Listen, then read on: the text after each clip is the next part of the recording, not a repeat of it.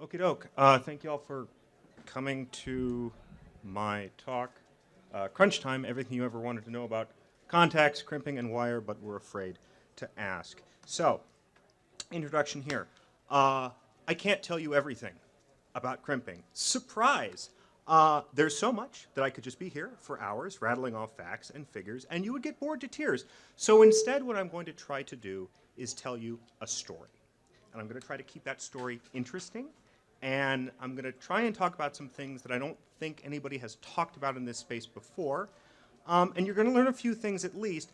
But what I really hope you get out of this is enough curiosity and enough knowledge so that you can go out and find all of the information that you need. But for starters, I want to start with some history first. And I want to answer the question of just who invented the crimp terminal. So TE Connectivity, one of the big connector manufacturers, has this little blurb on the AMP section of their website. Oh, if you want to scan some QR codes, you can do that as well.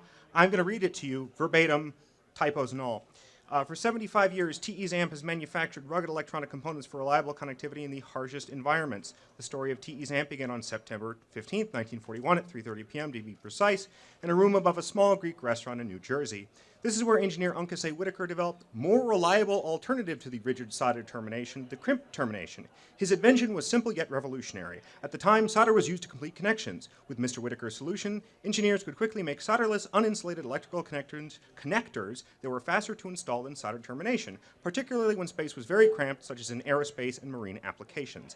Unlike the point-to-point wiring that needed to be soldered on both ends, crimp termination offered a small metal tube with a ring on one end combined with a specialized tool to make the crimp revolutionize the industry. The device allowed technicians to make quick removable wire connections without solder and enabled pre-assembly of wire harnesses. Crimp termination inspired Mr. Whitaker to found a new company, Aircraft Marine Products, known as AMP. So let's take a look at this 1941 patent from U.A. Whitaker. It's detector for vibratory column cigarette feeds. Yeah, so it's not right. It's also from May. U.A. Whitaker had his light bulb moment in September. So you know what? Let's just skip ahead to the next patent that Mr. Whitaker did in 1941. I mean, it takes a few months to do paperwork. Well, it's only from a month later, and it's still tobacco related. So let's go back one. Let's go back one. That's a vacuum cleaner. You know what? Let's just look at all of his patents, okay? Let's just look at all of his patents. So let's see, in 1927, we got a brake, coupler, another brake, a valve, valves for couplers. Hey, did I mention couplers yet? Because there are more couplers and valves and brakes, and it just continues like this for a while until we finally get to vacuums and brakes and vacuums and more vacuums. And then an ice cube tray, and then vacuums, and then we're back at tobacco.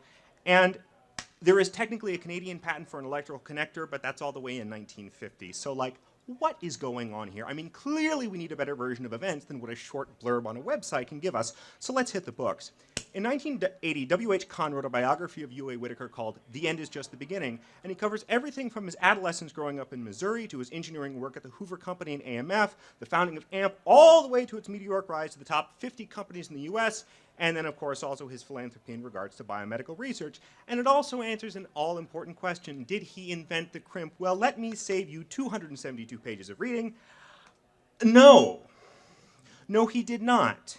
As much as I appreciate this book's existence, it does bury the lead quite a bit. This book teases you for 6 whole chapters before finally letting the cat out of the bag. Here is the gist. In 1941, Carl Hamilton of Booz, Fry, Allen & Hamilton reached out to U.A. Whitaker for an investment opportunity in a company called Industrial Manufacturers, an Elizabeth, New Jersey manufacturer of solderless terminals.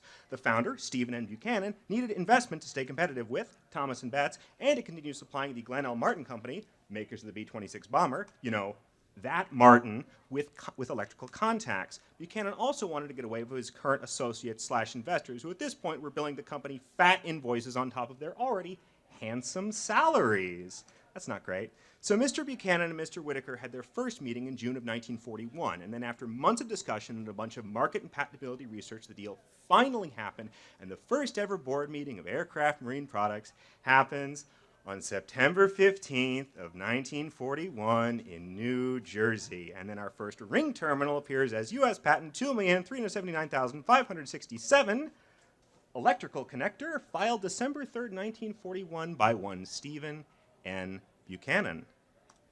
Okay, so who is Stephen N. Buchanan then? Well, what I can tell you is that Stephen Nelson Buchanan was born on the 19th of November of 1886 in Swain County, North Carolina. And I really can't tell you much about his early life up until his early 30s. Apparently, he worked for DuPont and then later the Baltimore Dry Dock Company during World War I, where he became a master electrician. After that, he worked for a general contractor in Baltimore for like 5 years. But then I do know that in 1925, he got a job with Thomas & Betts in Elizabeth, New Jersey, and worked there for about 15 years and racked up about 30 patents. In his personal life around this time, in 1933, he got married to Elizabeth K. Prender of Washington, D.C. The newspaper said he was a widower. Who was his first wife? I have no idea. By 1936, he's living at 2700 Connecticut Avenue in D.C. with his wife, who at this point has been admitted to practice law in front of the Supreme Court, so that's pretty cool. Around in 1939, they move into a very nice house at 5205 Massachusetts Avenue in Westmoreland Hills, Maryland. Pretty cool, huh? And then, of course, in 1940, he leaves Thomas & Betts and starts industrial manufacturing. And then, of course, he starts AMP in 1941. And then, on July 1st of 1942, he leaves AMP. Yeah, apparently him and U.A. Whitaker just didn't get along that well.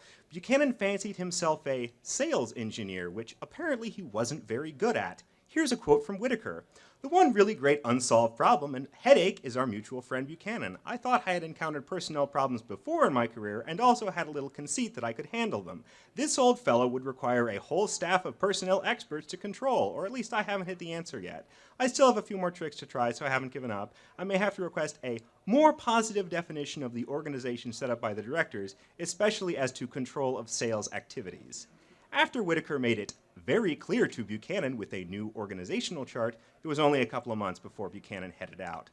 Then sometime around 1945, I think, according to some trademark records I found, Buchanan founds another company called Buchanan Electrical Products, this time in, well, still in New Jersey, which Elastic Stopnut Company gets majority share of in 1947.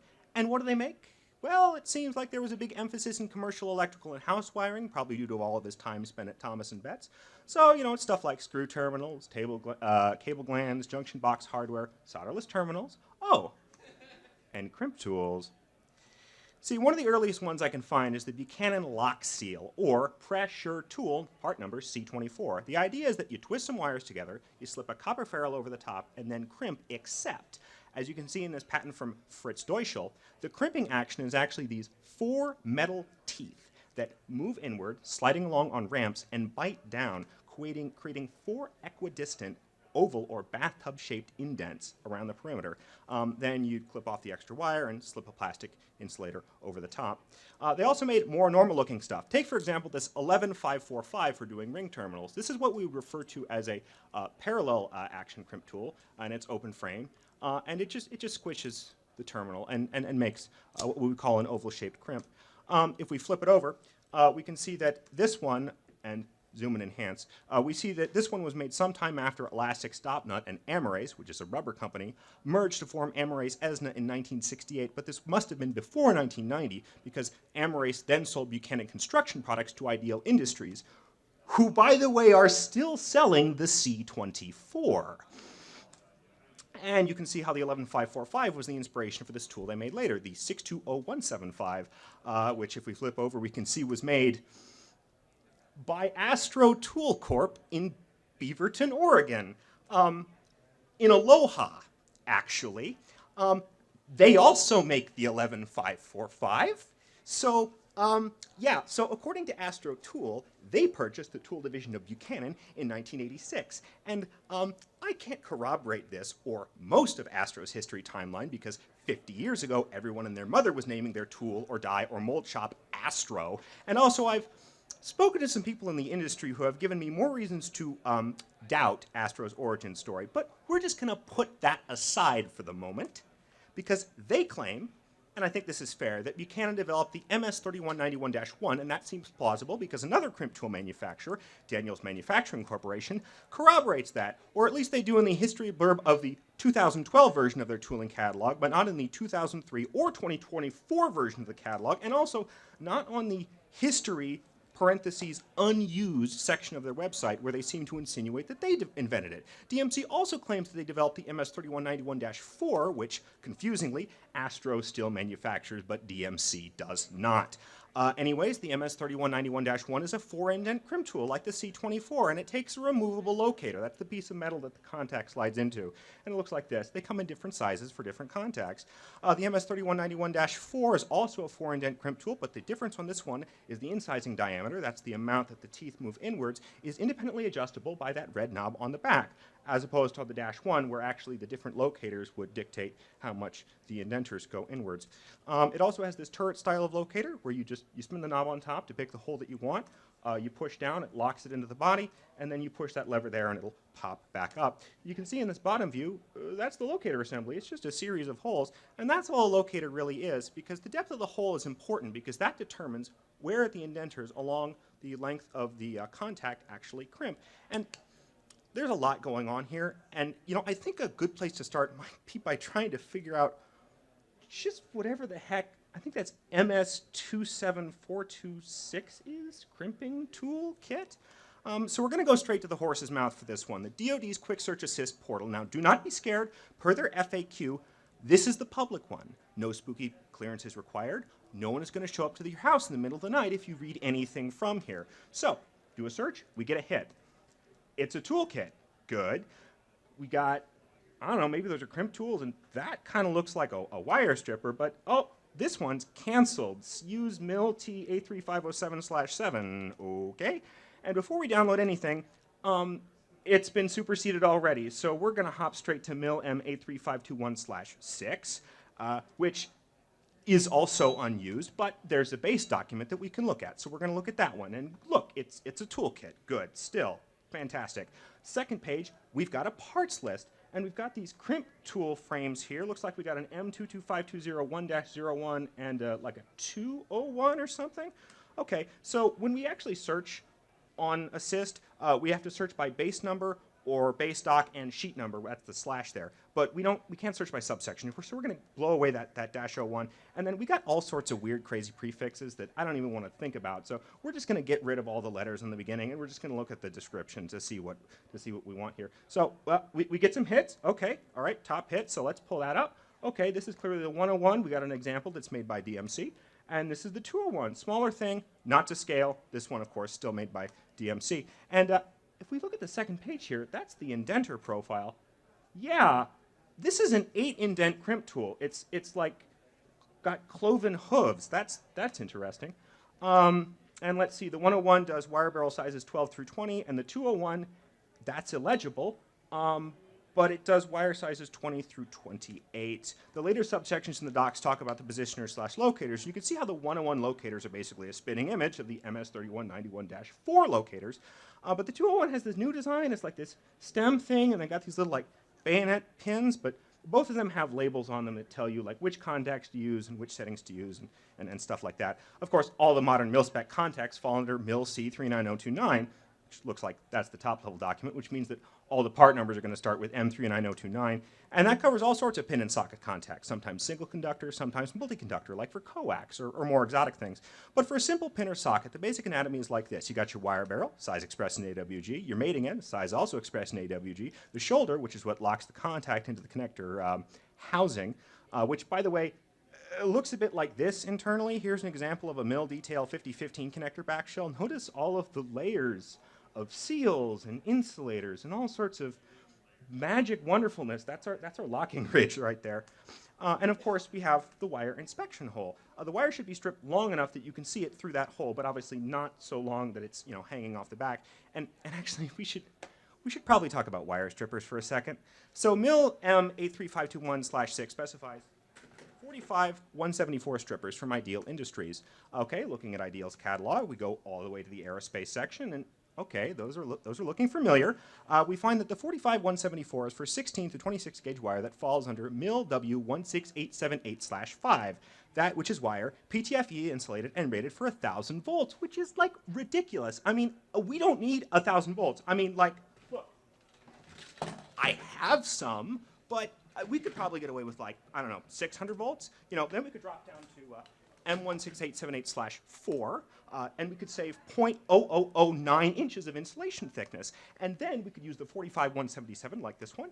You see here the dies are actually marked mil 16878, and then type E, that's 600 volt, and then L5560, that's the part number. If we look that up, that's for mil W22759 11 12 22.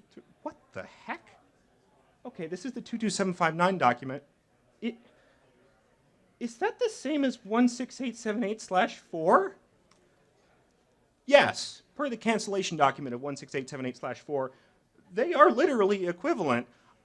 Now, okay, technically there are some small minor differences. Like, for starters, the 22759 part number syntax actually makes sense, unlike this weird BEE, BFE nonsense. We literally just have, like, the base specification, the subspecification, the wire gauge, and the insulation color code, which, if you were wondering if that looks familiar, well, it's resistor color codes. And actually, you can add stripes if you just add more numbers on the back of the part number. The other difference, and this is super useful, is that 22759 specifies printing along the length of the wire that tells you what part number the wire is. Normally, this is done in white ink, but alternatively in green if contrast is insufficient, like if we're printing on white wire, for instance. Here we can see this wire is 22759, subspecification 11-12, 12-gauge wire. Pretty fantastic, right? Pretty fancy wire. Okay. Why do we need fancy strippers from the fancy wire stripper section, though? Well, I'll tell you, it's all about insulation thickness. See, here's some 20-gauge M16878. That's on this side right here. And then on the other side there, we have some 20-gauge UL1007. That's your pretty standard PVC insulated hookup wire.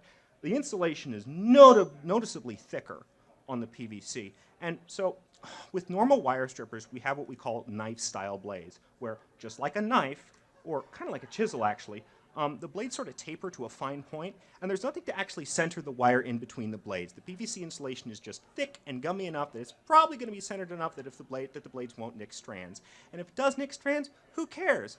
Well, when you use these to strip Teflon, you have to move down to a smaller hole size because the wire diameter's slimmer, and then, you know, it's so thin you wind up like nicking strands, which is a big no-no if you want to meet IPC class 2.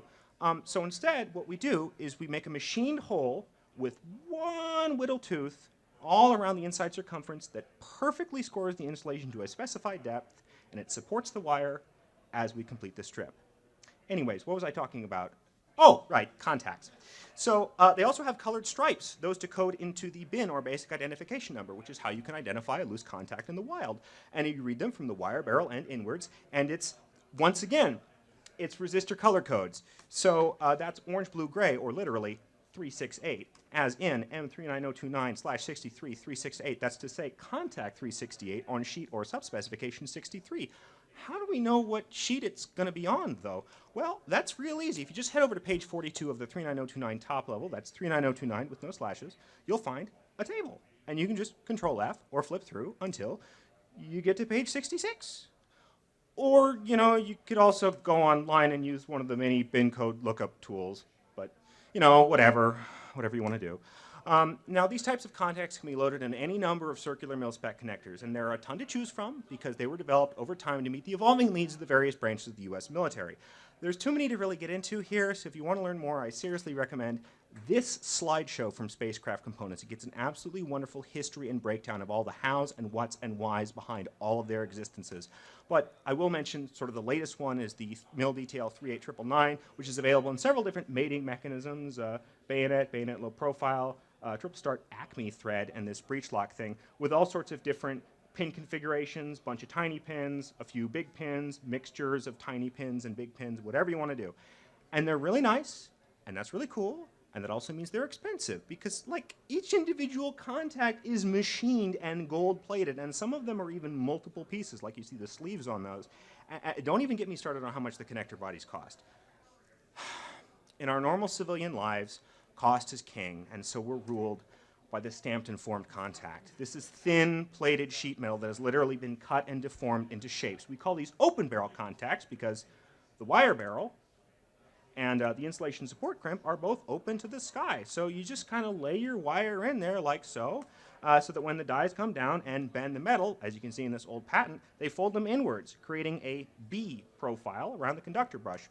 A second stage usually also forms the installation support. And I mean, everything's got to be just so. Notice how the installation protrudes slightly past the installation support crimp, but not into the conductor crimp. And actually, the conductor crimp is asymmetrical, leaving a slight flared edge, that's the bell mouth, facing the installation so that the conductor brush can actually funnel into it without being cut into. The brush also can't be too long either, because then it would protrude into the contact mating area. Thankfully, a lot of tools feature a wire stop, sort of a wall that like prevents that from happening when it's used properly, at least. Here's a real-world example. If we zoom in, I want you to note the bell mouth right there, the conductor brush visible on either side of the conductor crimp, and the insulation support crimp, which in this case does not look like a B crimp. And that's actually why it's really important to always consult the instructions that come with your crimp tool so you know what to look for. And for gosh sakes, use the right tools. Crimps aren't just folding metal around wires. Proper crimps are made with force. Open or closed barrel, doesn't matter. You can see how the copper wire inside this 4-indent shaped machine contact has been pressed into a solid mass.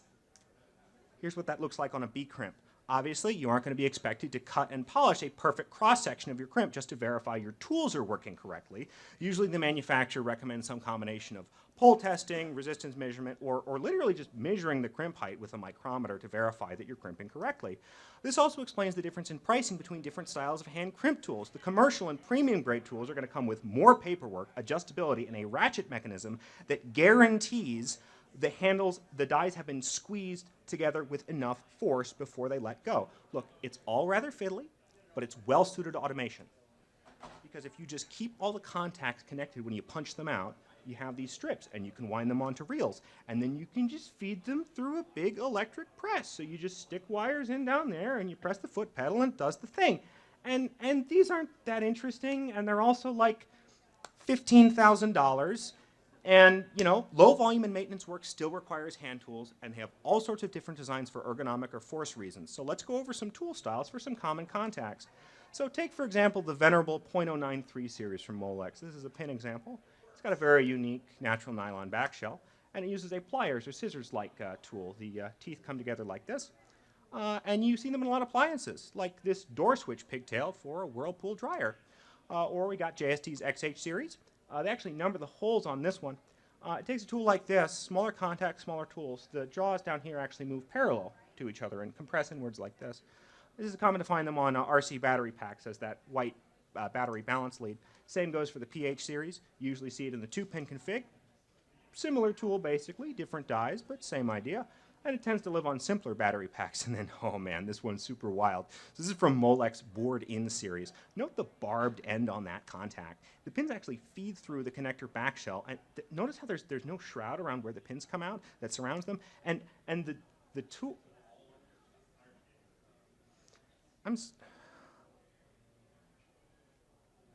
Okay. Yeah, okay. So these tools are the same, actually. And, okay, we need to talk about what's going on here. So when it comes to the actual manufacturers of crimp tools, there are 4 main OEMs. We got Wiesag, Reinsteg, Pressmaster, and Sargent. Wiesag, oh, there we go, Sargent. Wiesag and Reinsteg are both German, Pressmaster is Swedish, and Sargent is actually American. Now, obviously, they make these tools with dies that are custom for the different contacts, at least sometimes. These companies, but the tools themselves are pretty standardized. These companies also make other tools as well, but I'm just going to stick to the stuff you commonly see for the sake of time. I'm going to start with Wiesag because then we get to talk about Scorpio. Scorpio is a trademark that they sometimes apply to their CS10 and CK100 series of tools. CS actually comes in 2 styles, the CS10 with fixed heads and the CSV10 with removable heads. Here you can see the old handle style, and in these close-ups you can see the new dual-shot handle style. Once again, the CS10 held together with these E-clips and pins here, and the CSV10. You pull on those pins on the backside and you can pull the whole head out. And for those curious, yes, if you actually have some E-clip pliers and a file, you can free a CS10 head from its shackles and use it in some CSV10 handles. Once again, double trouble. Wiesag has 2 tools that take the same dies. The CK100, oh, sorry, that's in the background right there. You know, that one. And the CS30, oh, there we go, which is linear action. This is a Harding branded example. Weezak has a few other tool lines, including some ferrule crimpers that get rebadged. If you're unsure, look for the prominent Made in Germany mark laser etched on the tool head. Now, Reinsteg stuff is always fun looking. See what I mean? Here it is in the wild with TE branding. The thing above it is the Pro Crimper 3, which I think is actually made by TE. Anyways, it also comes in a battery version and a pneumatic press. Oh, and also they are part of the Knipex group, so some things are duplicated between the brands. Get whatever color handle you prefer, I guess. Okay, Pressmaster time. They have a lot of tools you see in the wild. You got the Rigidus. Molex loves these things. The Rigidus L, not to scale. Same goes for the K-Frame S. That's the Phoenix Contact version, and the K-Frame L. Oh yeah, we also got the C-Frame and the D-Frame. Pressmaster actually claims to have patented this original tool design. You see these everywhere. They also have a parallel action one, the P-Frame as well. Now, I'd say these are pretty easy to identify with the exception of the C and the D-Frame, but if you're not sure if it's a Pressmaster, look for the cool safety NB and look for Made in Sweden, and you should be set. Okay, Sargent time. These guys are actually pretty old, and even though they've been bought and sold a handful of times, they've been in Connecticut for like 150 years now. Their designs are very common. You see them everywhere. But if you know you got a real one, if it looks like this or this, and it says it was made in America, it's probably Sargent. Notice those handles, notice the shape of them. Those are also hard plastic. That's another way you can identify them. Okay, so that's cool. Every tool is the same, and choice is an illusion. I guess this means you could buy a bunch of the same type of hand crimp tool, pull all the dies out, and just keep one set of handles. Well, you could, but if you don't want to get carpal tunnel, you could get one of these, or one of these, or one of these. Because, of course, they're all the same. They're made by WDT. It's a Weezak subsidiary. Combine that with one of these, and you can do SDE, and you can do SDE. So that's TE and Reinsteg. And you combine that with the other two tools. Of course, you can do the CS30 and the CSV10. You can also do it handheld. And oh, speaking of handheld, if we take a look in here, that's Pressmaster. You can do Pressmaster. So that's pretty cool, right? Well, unfortunately, coolness requires deep pockets, $338. So let me show you a trick.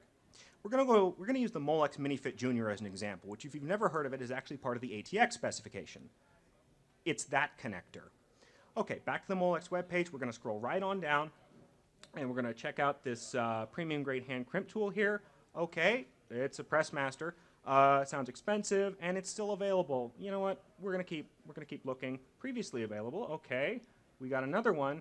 Okay, this is the same. Well, it's got a different wire gauge range. That's pretty interesting. Also, it's obsolete. I want to try something. We're going to take that part number of that tool. We're going to add a dash right there. We're going to head over to store.crimptools.com when we get these hits for these K-frames and these F-frame Pressmasters, or D-frame Pressmasters. What's going on here? Well, if we actually look at the blurb right here, we learn that this tool is the predecessor to the predecessor of the tool that we actually searched for. And actually, we can just go back to Molex and check, and yeah, sure enough, it's the hand crimp tool for MiniFit Junior terminals. And, well, one trip to eBay later, I own one. I own now my own professional or commercial grade open frame crimp tool. Unfortunately, the dies in this one are actually pinned in place, so I can't actually remove them, at least not easily. But that's okay, actually, because I already own an open frame crimp tool with removable dies. Remember this guy? The 620175? The dies come out. If you recall the sticker, the 620175 is just an implementation of the M22520 5-01. Here's an example of what a typical 501 die looks like. See, it's a bunch of hexagons. That's because the 501 is mostly used for doing these hexagonal ferrule crimps on the back of coax connectors, and it can do a bunch of them. I mean, like, there are a lot of dies.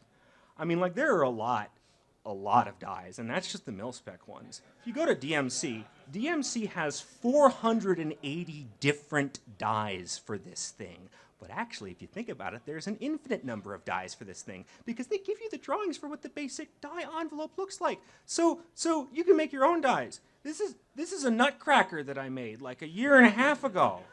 I'm serious. It fits and everything. I just thought it would be hilarious. And actually, this is kind of the best feature. Let's say you're a contact manufacturer. You machine custom dies for this thing. You put them in this crimp tool. You put roll pins in those 2 holes. That locks the dies in place. Then you put your own sticker over the top there, and you sell the entire tool for $800 to $1,000. Ask me how I know this. Or, you could take the dies out and put them in a pneumatic crimping machine, like this one. Oh, wait, I'm sorry. I meant that one. Okay, so open frame crimp tools are pretty cool and versatile, actually. I guess we should just use open barrel or stamped and formed contacts for everything, right? Well, the problem with stamped and formed contacts is the problem with sheet metal. It's thin, and so it's going to wear out after fewer insertions than a solid piece of metal would. But the problem with machine contacts is that they need big, fancy, circular housings, which are expensive. If only we could do, like, machine contacts, but with, like, cheap housings. Well, maybe we can. There is like mill detail 24308, which specifies a sub-miniature rectangular connector that you may all be familiar with. It looks like that. Notice that bin code from earlier? This is a standard density version that fits 9 size 20 contacts. And just because I want to be difficult, I'm going to use the to crimp them, we're going to use the newest mill-specified 8-indent crimp tool. Now, that looks like a 201, but it's green. Well, no, actually, it's a 701. It's like the 201, but it's got a bigger hole in the middle of it. DMC has a really helpful diagram. It can sort of do the middle range of crimping, which is really, really nice. And we're also going to use the newest mil-spec positioner. This is the 7-14. It's so new that it's not even part of the original series of 12 positioners. It actually only became mil-spec in September 20th of 2020, which is everybody's favorite year, of course. Here's the label. See? We got our 63368. It's right there. Fantastic. Using our lovely little locator here, this is our crimp 368 contact. Notice how the dual indent is nicely centered between the edge of the wire barrel and the inspection hole. There are strands visible through the inspection hole, but not on the back side of the contact. That's great. That's completely different from what our pin looks like, though. We used the same locator for this one, and the indention's so high up it actually ran into the inspection hole and crushed it flat, and then actually pushed the whole pin downwards. Oh my goodness, that's ugly as heck. Now, some of you may have noticed this has to do with the fact that that locking collar is really, really large. It's completely inappropriate for a mil-spec contact, which makes sense because it's not a mil-spec contact. There's no bin. It's a commercial contact, which also means there's no way it's going to fit in a mil-spec housing, but that's fine. I have the correct commercial housings. The problem is going to be crimping it. If only there was some sort of like universally adjustable locator I could use. Good thing I have one. And so after we just, adjust the threads on that guy, we get that. And it looks absolutely gorgeous. But don't tell anyone. For the socket contacts, we're actually not going to use mil-spec housings either. You see, Amphenol has this brand of commercial-grade D-subs. They're like 70 cents a piece. And the pins that they take just so happen to have the exact same dimensional requirements as the mil-spec pins. They kind of allude to that. So we can save ourselves a lot of money because the normal D-sub back shells are like $7 a piece. So all that was really cool. And I want to leave you guys with some final thoughts. If you're going to buy new tools, I recommend you check out TME.com. They're an electronics distributor based in Poland, but they also have a warehouse in Atlanta. They also have surprisingly good tool prices, and they ship fast, even when it's coming from overseas. Otherwise, I'd say buy direct from the manufacturer. It's all kind of the same, but Astro is local, and they're a little bit cheaper, so maybe consider them. That's what their 201 looks like, for instance. If you're buying used, I'd seriously recommend store.crimptools.com. They aren't going to sell you anything that's broken, and this is really cool. They also sell surplus connectors and contacts for a good price. Guess where I got my 63368s? And if you're in North Austin and you want to pick up in person, they'll waive the shipping fee. They operate out of a former car wash. You can't miss it. Otherwise, there's always eBay. For more information, I recommend that you read the docs, especially for stamped and formed B crimp contacts. Those are usually going to be your best guide for getting a good result. You can also, if you want, get a copy of WHMA 620. It's a big picture book that shows you how to build cables and covers everything from wire wrap to crimps to solder cups to proper heat shrink length.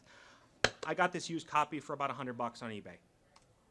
I purposely didn't talk about Berg or DuPont connectors. You all know what those are, the 0.1-inch pin headers, in this talk because Matt Millman wrote this absolutely terrific blog post about it. Go check it out. If you learn nothing else, just go buy an HT95. If you're curious about how the racing community elevates mil-spec cable construction to a high art form, and I mean the stuff they do is beautiful, you want to go check out this article from RB Racing. It has tons of tool and construction recommendations, and it's absolutely fantastic. Once again, spacecraft components, this presentation, check it out. And if you want to learn more about crimping theory and about how and where current actually flows through a crimp conductor, check out Shelley Green's talk. She has a terrifying amount of industry experience. Seriously, I talked to her on Thursday and I had to like rewrite half of my talk. It was ridiculous. And if you want to learn more history, like, oh God, I never answered the question. Okay, so this gets really murky right around 1900, but I think there are sort of two contenders for this. G.H.E. Berthold has a patent for a 6-indent crimp tool for Raha Automotive Products in 1924. I believe it's bench mount and it's for spark plug connectors. They made a lot of spark plugs. You can still hear about them even today. A few years later in 1930, Raha got sort of an open frame version of the crimp tool. This was done by C.A. Rowley. I don't know if they ever made the hexadent one, but you can find these all over the place online. As for the 4-indent, though, my best guess is H.A. Douglas of the H.A. Douglas Manufacturing Company. They made a hand tool, this hand tool, the HAD pliers for their famous dip, solder, or swedge snap terminals sometime in the early 1930s. These would wind up actually being quite popular in the automotive industry, but not before Harry Adelbert Douglas would sell his company and retire to a life of cattle ranching in 1937. Now, I don't have one of these tools, but these tools are actually very popular for doing these connectors on Willys series Jeeps and military Jeeps. They're commonly referred to as Douglas connectors, and they're actually mil-spec, and they use pins that sort of look like that, which is very, very familiar. And what's really annoying is that in these documents they say to crimp these, but they don't actually say what tool to use. However, the A revision of this document actually predates the creation of MIL C22520. So I do actually have a guess for what crimp tool you would use to crimp these. And that, of course, is the MS 3191-1. So I want to say thanks to the following people. Wilson at the Piedmont Post Office for this wire I had to get shipped overnight. Sacramento Electric Supply for all of my commercial D-subs. Store.crimptools.com. Matt Bell, if you know, you know. Shelley Green, once again. The Teardown organizers. My sister for putting up with me because she helped me drive up here. And, of course, my parents. Also, I don't have a paying job. I kind of do this just for fun. And if you like this talk and you want to help me do more research and learn more stuff, because there's always more to learn, there's a link to my coffee as well as my email. Do you have any questions?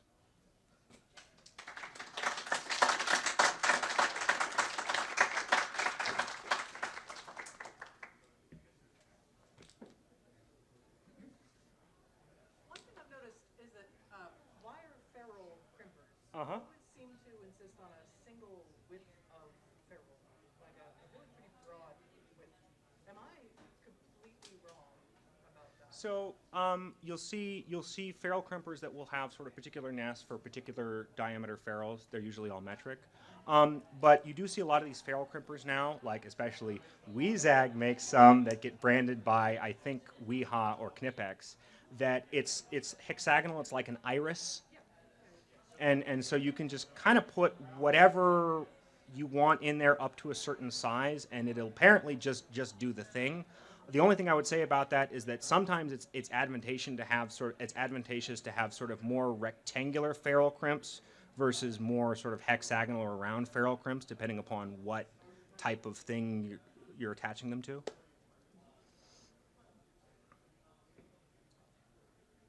Any other questions? I got one. I don't know if you know the answer. Why are there so many variants of JST connectors? So some of the, I can sort of answer this question. Some of the things that look like JST connectors aren't JST connectors. That's part of it. There's a thing that's 1.25 millimeter pitch that looks very much like JST connectors, and a lot of like that's another thing too, is you buy a lot of these generic Chinese things off AliExpress, and they just sort of like anything that looks like a JST connector, they'll call a JST connector. So a very common one that's misattributed to JST is actually the Molex Pico Blade series, and you'll see that a lot on, if you've ever taken apart a security camera, the pigtail that comes in and plugs into the little 20 millimeter circuit board. There'll be some JST PH series connectors on that, and some that are actually Molex Pico Blade. So that's just one example. Where do you think this whole ball of yarn is going to go? A lot deeper than I was prepared for it to go, frankly.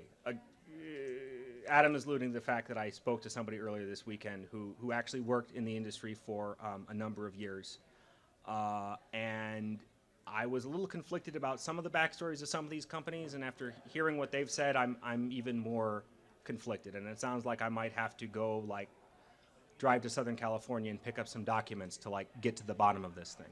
But like 10 years from now, what do you think we're going to be seeing from Crimp Tools? We're going to see new stuff? We're going to see I mean, just the same thing with I more think numbers? because like so the 701, like this dates back to like the mid 1970s. Like they make other tools that are not just the 4 pins. Like they make ones where the pins are like, as far as 4 indent crimp tools go, we kind of, it seems like we kind of figured it out in about 1975, and there just hasn't been a whole lot of progress since then. There are sort of some other shapes. There are some ones that sort of like create flutes and other sorts of weird things like that, but we just kind of, it seems like it just kind of hasn't changed in about 40 years. So I'm not sure it's going to change in another 10. Anybody else? Oh, I guess I should say one thing. Everything that you saw, I brought with me. So if you have questions, if you want to crimp anything, if you would like to look at some mil-spec wire, come find me. I am very easily findable. Thank you very much for your time.